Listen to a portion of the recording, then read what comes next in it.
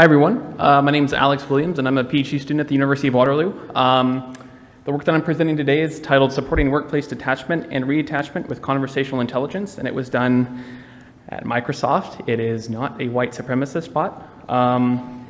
That said, let's get started. So in our everyday work life, we transition between home and work daily, right? Now, as a byproduct of making these transitions and work-related stress, sometimes our home life gets eclipsed by work-related thoughts. And psychologists over the course of the past 30 years have done an exceptional job at helping us define, better understand, etc., everything about what it means to be attached to work. So over the course of that 30-year period, they have defined what it means to be psychologically detached from work. In other words, you're so detached from work that you're not answering phone calls, not responding to emails, and not even really thinking cognitively about anything related to work. So they've also drawn attention to the poor psychological health that comes as a byproduct of not being detached from work. And more recently, they've started paying attention to the flip side of the coin. In other words, home life spilling into work life, right? And the clear negative consequences of this are very clearly if you're not engaged with work, you're not being productive, and then you're therefore wasting money. So in this study, we explore how a bot can help. We're specifically looking at two questions, with the first question being how effective are dialogue exchanges with a bot in helping information workers specifically detach and reattach with their work? And in the case of exploring multiple types of dialogues, how do people respond differently to them? So we'll answer both of these questions in the context of a bigger presentation here. So we'll start with some related work, just highlighting things briefly. I'll talk about SwitchBot, a bot that we designed to pursue our inquiry. And then I'll talk about the study we designed to study SwitchBot. Then I'll conclude with a brief discussion about our findings. So our work is situated on top of three main pillars of research. And it wouldn't be possible without these pillars of research. But just to be frank about everything, so for psychological detachment, we stem and pull quite a bit of literature from occupational health psychology and the range of intervention field studies that have been done in the area in support of understanding how people can truly detach from work. In the context of psychological reattachment, we borrow from a literature body that's much more close to HCI. In other words, the task resumption literature, as well as a variety of different papers related to work-life boundaries in HCI. Third, and finally, we refer to conversational systems literature, both early and new, and primarily those papers that are basically study chatbots, conversational systems, personal assistants, and etc., in support of behavior change. So SwitchBot. SwitchBot is a bot for helping people psychologically detach from work as well as reattach with work. It is unimodal in the sense that it has only one form of interaction, and that's purely text. It is entirely user-initiated, which means that SwitchBot will not engage its users. Users always engage it. And there's also a high-level language model for its intelligence that helps SwitchBot itself figure out which dialogue to invoke based off of what people say. And the bot itself was built with a range of Microsoft products and services, and it was officially deployed to Skype. So as we continue talking about SwitchBot, I'm going to just set the stage here for an agenda. So the first thing I'm going to talk about is how we designed SwitchBot's dialogues. After that, I'm going to tell you exactly how we validated those dialogues before deploying it in a real full-blown field study where we put SwitchBot in the hands of real people. So the very first thing that we wanted to tackle was we wanted to ground everything in theory, everything about the design of SwitchBot in theory. And the first thing that we wanted to tackle was its structure. In other words, how should our dialogues be phrased or framed? And in order to do this, we refer to one particularly common task resumption framework, which is called the goal activation model. And the two major characteristics of the goal activation model, aside from simply describing how people handle and manage tasks that are interrupted, are the interruption lag and resumption lag. And what these are, these basically correspond to transitionary periods of how people transition between some primary task and then some interrupted task that takes them away from that primary task. And the important thing to note about both of these is that the authors themselves of the model actually explicitly say in their own paper where they introduce the model that these two respective things actually correspond quite clearly to what was I about to do and what was I doing. In other words, there's very explicit meanings behind these two forms of lag, so to speak. The other nice thing about this model is that it very clearly maps to the whole notion of leaving work and re-entering work. So for example, People might be in work, and then they have a momentary period where they're preparing to disengage, and then they finally enter non-work time, and then they presumably prepare to re-engage with work afterwards. And this is, if it's not clear here, a cyclic process. So SwitchBot, using this structure, using this the goal activation model, we designed SwitchBot's structure to basically replicate it in the form of a dialogue. So people start their interaction from home. As soon as they get to work, they re-engage with a reattachment dialogue. And after they've completed that reattachment dialogue, they're then permitted to work. So after completing their workday, presumably they would prepare to leave work with a detachment dialogue. And after completing the detachment dialogue, they are then therefore ready to go home. And if it's not clear, both of these correspond quite clearly in parallel to the resumption and interruption lag concepts. However, the structure itself isn't really the meat of the actual dialogue design. The meat is actually in what SwitchBot says. So that was our next task. And in order to do that, we looked and referred to the psychological reattachment and detachment literatures.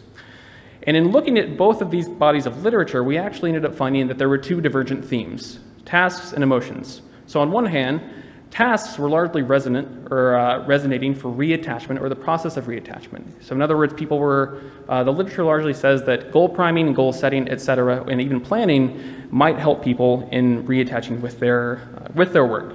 And that's in some ways intuitive, right? Now, the surprising thing was that in the psychological detachment literature, it was largely, borderline conclusively agreed upon that emotions were largely what should be discussed. In other words, promoting emotional awareness, emotion-related goals, and incorporating some notion of self-reflection, generally giving people the opportunity to dump their thoughts at some point during the day. So taking these two concepts, we took our structure and then modified it. So starting first with the reattachment sub dialog, we split it into a two-step process that focused heavily on goal setting and goal priming. So first, we designed a task-centric dialogue that first asked a user, what do you want to work on, followed by what's the first step of that task. And similarly, we designed an almost mirrored emotion-centric dialogue that focuses on emotions, which starts by asking, how do you want to feel, followed by what's the first step in terms of wanting to feel that way. So after someone goes to work, they then start again with a detachment dialogue before they leave. And again, we came up with a two-step process that focused instead on reflection as well as goal setting. So the idea here is for the task-centric detachment sub-dialogue, people start that conversation by answering the question, what did you work on today? And concluding it with, what do you want to work on tomorrow? In the emotion-centric dialogue for detachment, people start the conversation by asking or answering the question, how do you feel about work? And subsequently asking, how do you want to feel about work tomorrow? And of course, this is also, like the model itself, a cyclic process.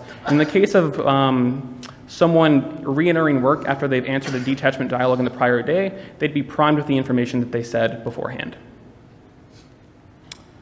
So now that we've talked about designing the dialogues, I'll talk about how we validated the dialogues before putting them inside SwitchBot. So the pre-study validation is entirely just text-based. It in no way incorporates the bot. So the goal here was to verify that the dialogues actually have an effect. In other words, that they actually work in some capacity for detachment and reattachment. So what we did is we developed a crowdsourced task design in which participants, presumably on some sort of crowdsourcing platform, would start by answering one of the detachment sub-dialogues, and then they would take a 5-minute break, and then they would re-engage with their work with a reattachment sub-dialogue. In order to measure this, we referred to best practices in occupational health psychology, which more or less takes a survey from the positive affect, negative affect scale and takes a subset of that survey, and then uses it to measure productivity, engagement, relaxation, and inspiration. And what we did is we administered this survey multiple times throughout our HIT. So first, we administered the HIT at the very beginning of the HIT, after the detachment sub-dialogue, after the break, and then finally after the reattachment sub-dialogue had been completed. So we've got 4 measurements for each participant. In terms of the crowdsourcing aspect, we recruited 108 workers and paid people $2 for completing the task. And just very briefly, since this isn't the full-blown study, I don't want to spend too much time on it, but our findings are more or less the following. So after preparing to leave work, we found that both dialogues helped people significantly more relax in taking their break. And then after preparing to return to work, we found that both dialogues help people feel more productive and engaged. In addition, a surprising finding amidst all of this was that the emotion-focused dialogue actually helped people feel more relaxed than they were at the beginning of the HIT altogether. So now that I've talked about the pre-study validation, I'll dive into the SwitchBot field study that actually put SwitchBot in the hands of real people. So we conducted a field study of approximately 2 weeks in length. We recruited 41 information workers, 29 of which were male, 12 were female. And amidst this set of 41 people, they included engineers, administration staff, designers, as well as program managers. And throughout the study, we had 7 of them drop out. But at the very beginning of the study, we collected information about what pre-existing rituals, so to speak, individuals might have about their existing detachment or reattachment procedures. Throughout the study, we collected approximately 2,800 hours of application log data, specifically about productivity application usage. So what this corresponds to is, in other words, application data that represents someone who was actively doing their job. And for each person, this was different. So for an engineer, it might be Visual Studio. For administration staff, it might be Excel. We also collected after-hour email usage across the 10-day work period. And we also collected upward of nearly 1,800 chat messages between our participants and the chatbot. Finally, we also collected information about the PANIS-inspired survey that I mentioned in the crowdsourcing aspect of our study. And in total, we collected nearly 2,300 responses, as this was administered at every hour throughout the workday. At the end of the study, we administered 2 different questionnaires, primarily from occupational health psychology, and each of these questionnaires is designed to measure the subjective feeling of reattachment or detachment at this moment in time. And at the end, we collected general feedback and then wrapped up the study by having participants drop off any information they had locally on their system into a shared network repository. So some findings. So our first finding was that in the context of subjective detachment, we found that individuals with no ritual and that were given the emotion-focused dialogue reported significantly higher scores for detachment, which was surprising in some sense. In addition, we found that regardless of what dialogue people were given, everyone who used SwitchBot in the second week actually sent fewer emails when using SwitchBot. In addition, we found that people talk to SwitchBot differently based off of which dialogue they were given, which again, may not be too surprising, but it's nice to have confirmation. So in terms of how people talked, we found that people in the emotion-focused dialogue had longer conversations, both in terms of the number of messages they sent within each session, as well as the number of words within each conversation. So in terms of reattachment, we found a similar observation for reattachment, the reattachment questionnaire, which indicated that individuals who lacked some existing ritual and who were also given the emotion-focused dialogue still reported, that should say reattached, but where they were significantly more reattached. And then for the PANIS-inspired survey, we conducted a day-level analysis over the course of how people feel about their productivity, relaxation, inspiration, as well as engagement. And at the day level, we found that people felt more productive, but also less relaxed during the second week when they were using SwitchBot. Now, this might be a little bit of an unfair analysis, so we recognize that completely. So what we did is we honed in on the first hour of work, since we were primarily interested in understanding reattachment, right? And what we found is that the effects for both productivity and relaxation were larger. In addition, we also found that people felt more engaged with their work when they got in. And just briefly, the plot that you're seeing is individuals' productivity or productivity application usage bucketed by their hour of work. So across the 8-hour workday, we get to see how each dialogue affects people's productivity application usage. And what you'll see here is that in the blue, the task-centric dialogue is a little bit noisy, a little bit variable, and people don't really get that big of a gain during their first hour of work. However, what you'll see is that there is a strong negative effect during the first hour of work for the emotion-centric dialogue, but there's a sustained gain throughout the remainder of the workday. Okay, you can't see that. There's a massive error on my laptop. That's pretty anxiety-inducing. Okay, so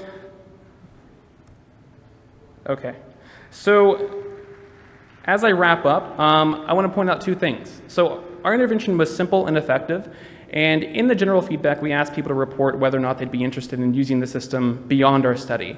And we found that 62% of the people that we had in our study actually said that they would keep using the version that they had.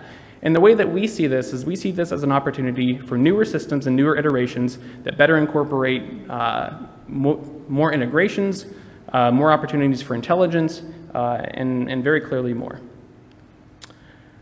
Finally, we see that workplace attachment is an emotional process. So the vast majority of our findings suggest that there's an opportunity, there's low-hanging fruit for people to basically want to talk about their emotions and how they feel, and there's benefits to doing so. One participant in the task-centric dialogue represents how, if I remember correctly, at least 8 or 9 of them felt. And what he suggested was, he suggested that in his dialogue, he wished he would have been able to talk about the emotional aspects and hurdles of his work, which says a lot. So what we see this as is we see it as a call to arms for future task management systems to not only focus on supporting productivity, but also psychological health and well-being. Thanks, and I'm happy to take questions.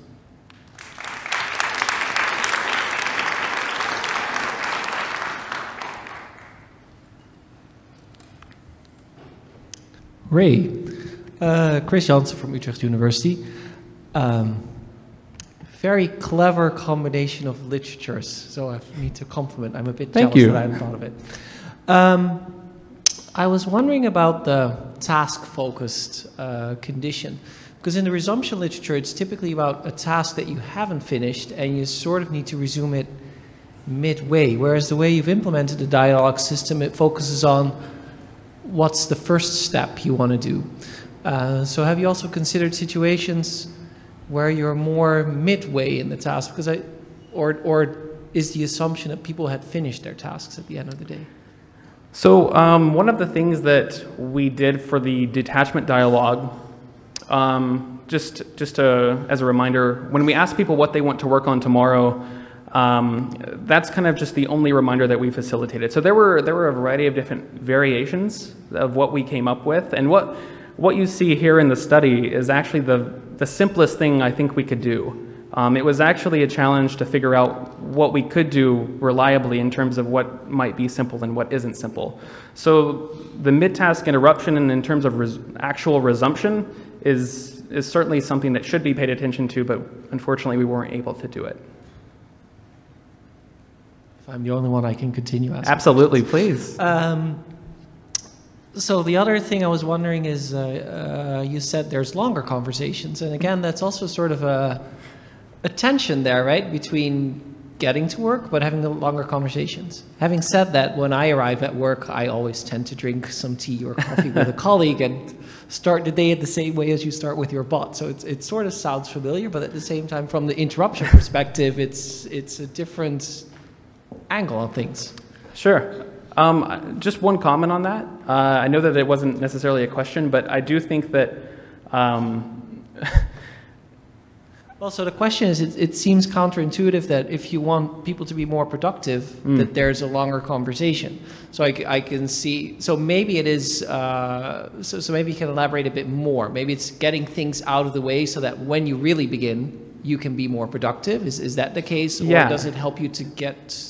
I think the idea is that people may be coming into work with their emotions clouding their productivity.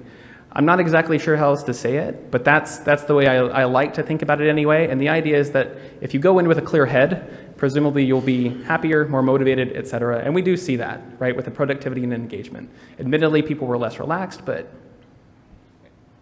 thank you. Yeah, hello. Sure. Pablo Perez, Stanford. So I have a couple of questions. Did you do any type of longitudinal assessment to try to rule out some novelty effects of dealing with, opposed to the actual efficacy? Like, you know, maybe as time passes by, it gets tiring to receive the same chatbot asking you the same question again, and you're like, yeah, sure, I already told you yesterday what I need to work on. Do you have any sense on, you know, as time progresses, will people actually have some different use of the, different interpretation of the question or different engagement? Great question. So one of the things that we did in terms of, so here in the dialogue, the nice visualized dialogue of how the whole structure fits together, I showed you what is said for the task dialogue, what's said for the emotion dialogue, et cetera, et cetera. What I didn't say was that we had something that borderline randomly selected variations of the same sentence, right? So we were completely aware that, you know, if people ask, or people are probed for the same question repetitively, of course our suspicion was that it would get annoying. Clearly we didn't try that, so we have no data to back it up, but the assumption is absolutely there. So I think beyond a week, I think the randomness would have not mattered because we only had a limited number of variations, right? But I think it's there in the long term, but we weren't able to study it. All right, thank you. Thank you. So let's thank Alex again.